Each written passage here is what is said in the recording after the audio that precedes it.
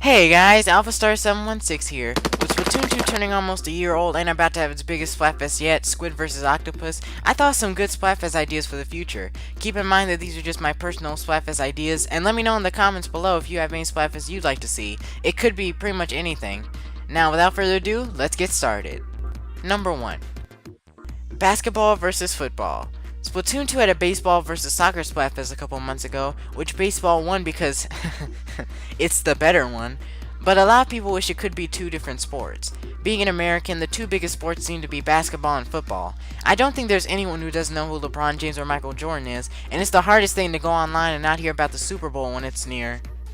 Don't get me wrong, soccer and baseball are popular too, with soccer just having a World Cup and baseball being literally nicknamed America's favorite pastime, but having a basketball versus football Splatfest would be even more intense. I personally don't care for football, but basketball on the other hand is by far my favorite sport. In places like Europe and Japan, I don't know how big basketball and football are, but in America this will be a great Splatfest. You know what? Europeans don't deserve to play anyway. They call this football. This has got to be the stupidest thing I have ever heard. This is the correct football, okay? If you don't agree, well, you're wrong. Number 2. Strong versus smart. Now this is a Splatfest of two opposite traits. You could choose to value physical strength over intelligence, or vice versa. A strong versus smart Splatfest could also be bended to become a continuation of the superhero power Splatfest. This could be bended to become a Splatfest such as super strength versus telekinetic powers, still being a brain versus brawn Splatfest. Regardless of how you would bend it, I would be on Team Smart. I personally prefer knowledge and or telekinetic powers over something like super strength. Also, mind powers have always been my favorite type of superpower, and I don't see super strength being someone who could levitate and throw things at them. Number 3. Quantity versus quality. Here's something that's relatable to a bunch of YouTubers. So quantity versus quality. The battle to make more of something, or make something but make it right. It's possible to have quantity and quality in life, but you always tend to do one more than the other. I'm more of a quality person. To make it more relatable to you guys, would you prefer me make 5 types of this video and upload daily, but not cut out any of my stuttering or screw-ups, or not have any music playing? Just my decent audio, some occasional terrible jokes, and some gameplay? I personally wouldn't, and I would prefer to watch a quality video that's been polished and took a week give or take to make. Some people might differ with me and say more is better, and I somewhat agree, but if I'm to dedicate any time to something, I want to do it right. Number 4.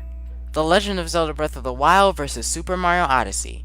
If you own a Switch and don't have at least one of these two games, something is wrong with you. Both were Game of the Year contenders, both received numerous 10 out of 10s from reviewers and just people in general. Breath of the Wild may be the more popular of the two, but I guarantee there will be people such as myself who prefer Super Mario Odyssey.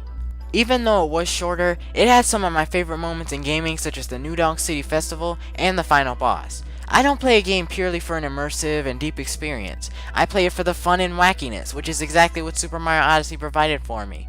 Breath of the Wild had tons of fun mechanics and things to do, but just to me didn't seem as fun as Super Mario Odyssey. But that's just me. Like I said, there will be a ton of people who enjoy the amount of stuff in Breath of the Wild, and Breath of the Wild probably will be more popular, but I don't see it being a landslide for either team if this were to happen. Number 5. Squid Sisters vs. Off the Hook. This will be the ultimate battle of the Splatoon veterans versus the Splatoon newcomers. In case any of you are new to Splatoon, Callie and Marie ran Inkopolis News in Splatoon 1 and are still the favorites of a lot of people. In a way, this Splatfest could be a story-deciding Splatfest, where if Callie and Marie win, Pearl and Marina's fame would be affected.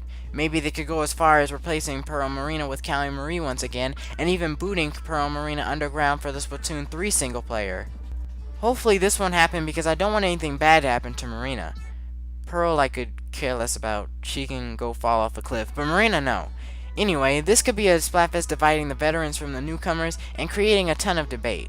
It isn't exactly a new idea, but it'll be very big. I personally would go with the Squid Sisters because I just prefer them as a whole over Off the Hook.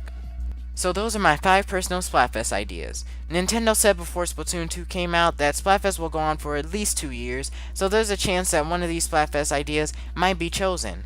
Let me know what Splatfest you'd like to see in Splatoon 2 in the comments below. I really want to see what you guys want to say because you guys are probably into a load more things than me.